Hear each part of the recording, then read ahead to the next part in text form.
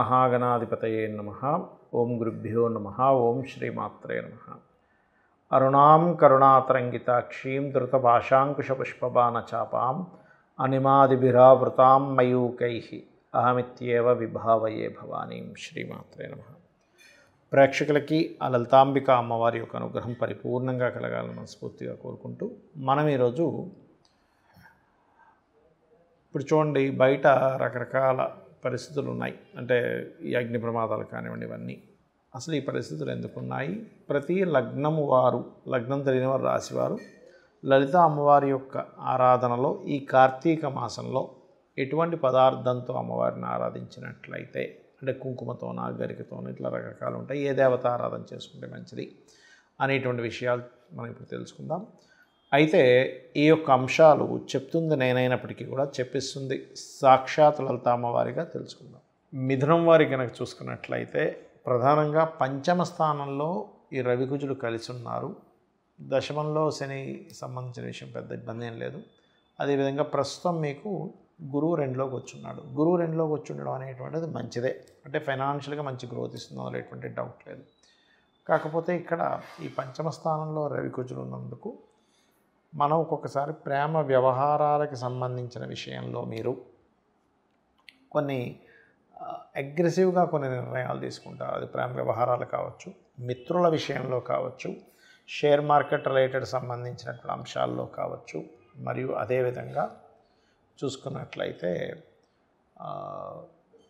ఏదైనా creative cinema field రంగాల్లో ఉండేటువంటి వారు కావచ్చు. ప్రధానంగా ఈ రెండు గ్రహాలు కలిసి తులారాశిలో మీకు పంచమ స్థానం అవుతుంది కాబట్టి అక్కడ ఉన్నందుకు ఈ యొక్క అంశాల్లో కాస్త జాగ్రత్తగా ఉండాలి. ఎందుకంటే ఇక్కడ అది అలా ఉండడం ఒక ఎత్తు, భాగ్యస్థానంలో రాహు ఉన్నాడు ప్రస్తుతం, పితృస్థానంలో. కాబట్టి దీనికి రెమెడీ ఏమిటి?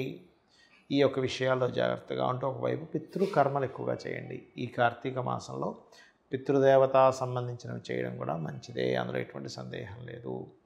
అలాగే మరొక విషయం ఏంటంటే, దీంతోపాటు మీకు ఏదైతే జాతక చక్రంలో చూడండి, ఒక్కొక్కసారి మనకి ఏమవుతుంటుందంటే పంచమ స్థానం పాపగ్రహాలతో ఉన్నప్పుడు నిర్ణయాల విషయంలో అగ్రెసివ్గా నిర్ణయం తీసుకొని దాని తర్వాత బాధపడుతూ ఉంటాం. అయ్యో అనవసరంగా నేను వాళ్ళ మీద చేశాను, ఇలా తీసుకున్నాను ఏంటి, అలా ఆలోచించాను ఏంటని, అవన్నీ కూడా తగ్గుతాయి. అయితే మీరు ఎక్కువగా ఈ కార్తీక మాసంలో సూర్య ఆరాధన మరియు లక్ష్మీ నరసింహస్వామి యొక్క ఆరాధన ఎక్కువగా చేయండి. ఇది కనుక చేస్తూ ఉన్నట్లయితే ఖచ్చితంగా బాగుంటుంది. మరియు మూడో స్థానంలో కేతు ఉన్నందుకు ఏదైనా అగ్రిమెంట్స్ చేసేటప్పుడు కానివ్వండి, ఆ అగ్రిమెంట్స్ ఒక్కసారి ఆలోచించి ఈ సంతకం పెడుతున్నా ఇది కరెక్టా కాదా అని తెలుసుకొని చేయండి. చాలామంది నన్ను అడుగుతున్న అంశం ఏమిటంటే, అసలు జన్మజాతకము ఏ వయసులో చూపించుకోవాలి? కొంతమంది 4 ఏళ్ళకి అంటున్నారు, కొంతమంది 8 ఏళ్ళకి అంటున్నారు, కొంతమంది 12 ఏళ్ళకి అంటున్నారు. అసలు ఏ వయసులో చూపించుకోవాలి, జాతకం ద్వారా మనం ఏం తెలుసుకోవచ్చు అని అడుగుతూ ఉన్నారు. ఇక్కడ ప్రధానంగా ఏంటంటే, మీరు ఒకటే గుర్తుపెట్టుకోండి, పుట్టినప్పటి నుంచి చూడవచ్చు.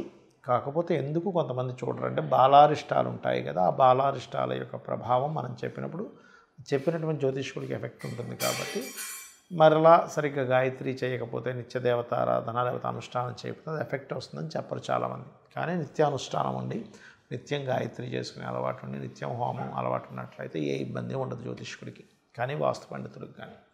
అయితే ఇక్కడ మనం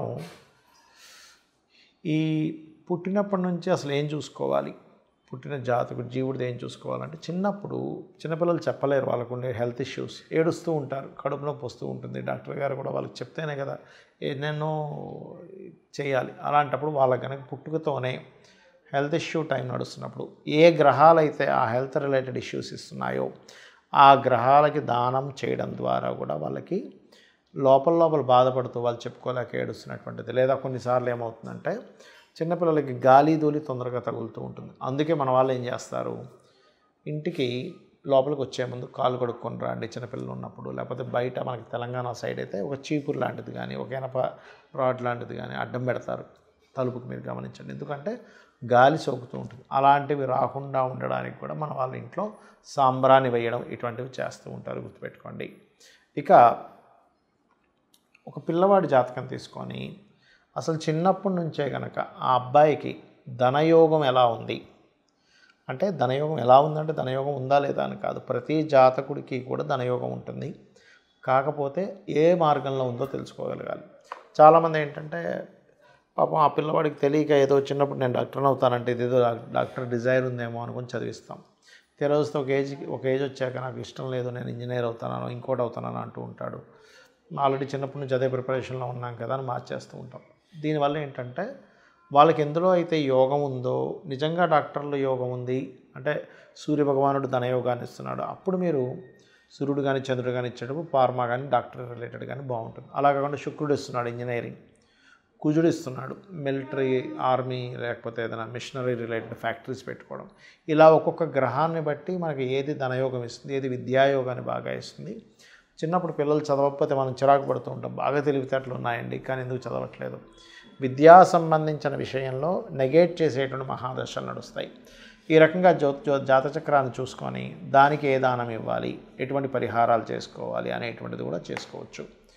అలాగే మరొక విషయం ఏంటంటే, ఇక్కడ ఈ యొక్క ఈ గ్రహాలకి సంబంధించినటువంటి అంశంలో ప్రధానంగా మీరు అర్థం చేసుకోవాల్సిన అంశం ఏంటంటే, ఇది ప్రతి దగ్గర కూడా మనం పూర్వజన్మలో చేసుకున్న కర్మ ఆధారంగా వస్తుంది. అంటే కానీ గ్రహానికి మనం మీద ఎటువంటి కోపం కానీ ద్వేషం కానీ ఏమీ ఉండదు. మనం పాస్ట్ లైఫ్లో ఏ కర్మ చేసామో, విద్యా సంబంధించిన విషయంలో ఇబ్బంది ఇచ్చామో, ఈ సమయంలో విద్యా విషయంలో ఇబ్బంది ఉంటుంది. ఇదే రకంగా వాళ్ళు ధనము, విద్య, అసలు వీళ్ళ పేరు మీద ఏ డైరెక్షన్లో ప్రాపర్టీ కొనుక్కుంటే బాగుంటుంది చక్కగా, అలాగే వివాహం ఎప్పుడు చేసుకుంటే మంచిది, అదేవిధంగా ఏదైనా ఇన్వెస్ట్మెంట్ చేసేటప్పుడు ఎప్పుడు చేయాలి, అసలు ఉద్యోగం ఇక్కడుందా విదేశాల్లో ఉందా, ఇక్కడ ఉన్నట్లయితే ఇక్కడ మరలా ఈ ఉద్యోగం విషయంలో ఓన్లీ ఉద్యోగమైనా వ్యాపారం కూడా చేసే యోగం ఉందా, ఒకవేళ వ్యాపారం చేయాలనుకుంటే ఎందులోకి వెళ్తే బాగుంటుంది అనేటువంటి జ్యోతిషశాస్త్రంలో చాలా స్పష్టంగా ఉంటుంది.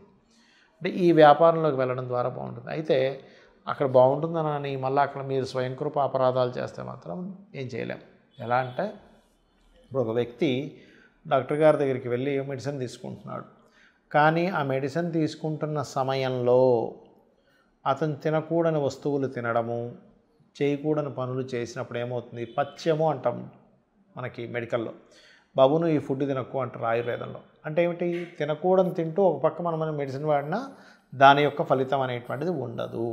కాబట్టి ఎప్పుడైనా ఒక మెడిసిన్ తీసుకునేటప్పుడు తినే ఆహారంలో కూడా మనం ఎలా జాగ్రత్తలు తీసుకుంటామో, ఒక మంత్రం చేస్తున్నాము, లేకపోతే ఒక లైన్లో మీకు ధనయోగం ఉందని ఉంది, కానీ అందులో ఉంటూ మరలా ఇంకొక వైపు కనుక మీరు డైవర్ట్ అవ్వడం, ఇంకోటి ఏవో పిచ్చి పనులు చేయడం చేస్తూ ఉంటే అక్కడ వచ్చేటువంటి ఫలితం ఏదైతే ఉంటుందో, మనం చేసేటువంటి కర్మల వల్ల అది మరలా మారిపోతూ ఉంటుంది.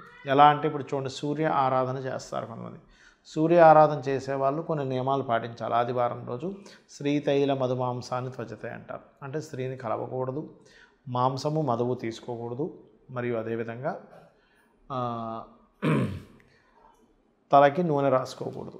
అంటే ఏంటి, ఇక్కడ జాతక చక్రంలో మనకి ఏ ప్లానెట్ స్ట్రాంగ్గా ఉంది, దానికి తగ్గట్టుగా మనం ఏం చేస్తున్నాము, మన లైఫ్ బాగుండడానికి ఒక జ్యోతిలా కనబడేటువంటిది, అంటే జ్యోతిలాగా మనకి కనబడుతూ వెలుగునిచ్చేటువంటిది జ్యోతిషశాస్త్రం. కాబట్టి తద్వారా మనం తెలుసుకోవచ్చు. అయితే ఇక్కడ చాలామంది ఏంటంటే, ఏమండి మరి కరెక్ట్ జ్యోతిష్కులని ఎలా కనిపెట్టాలి అంటే, ఖచ్చితంగా వాళ్ళు మీ ఇంట్లో ఉండే వాళ్ళ తత్వాలు చెప్పగలుగుతారు నిజంగా జ్యోతిషశాస్త్రంలో.